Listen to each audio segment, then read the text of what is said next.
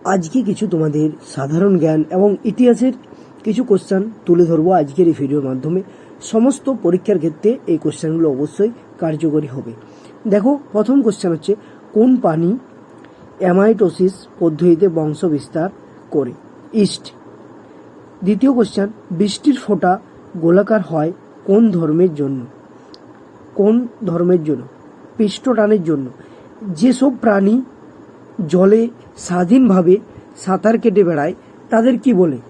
Nekton.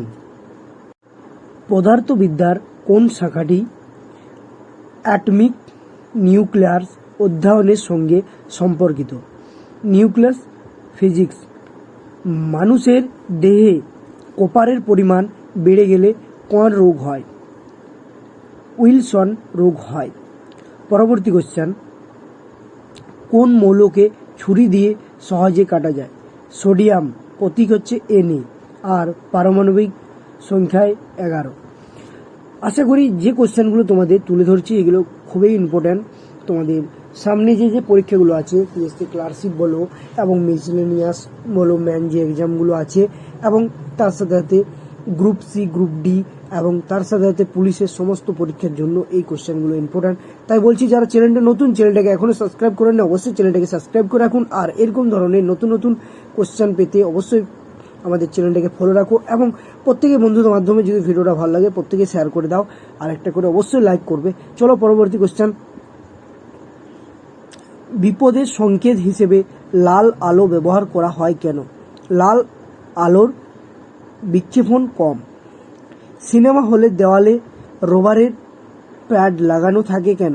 শব্দের যে অনুরণন কমানোর জন্য। পরবর্তী ইতিহাসের যে কোশ্চেনগুলো, শেরশাহ যে সুরির শেষ অভিযান ছিল সেটি হচ্ছে কালিঞ্জন 1545। কালিঞ্জর। পশ্চিম ভারতের নবজাগরণের জনক ছিলেন কে? মহাদেব গোবিন্দ রানাডে। চীন দেশের যে পরিব্রাজক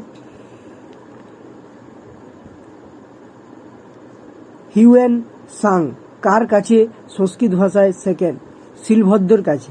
পরবর্তী কোশ্চেন, একাদশ শতাব্দী কবি জয়দেব সংস্কৃত কাব্য কোন নৃত্যধারায় ভিত্তি হয়ে উঠেছিল? উড়িষ্যি ভাষায়।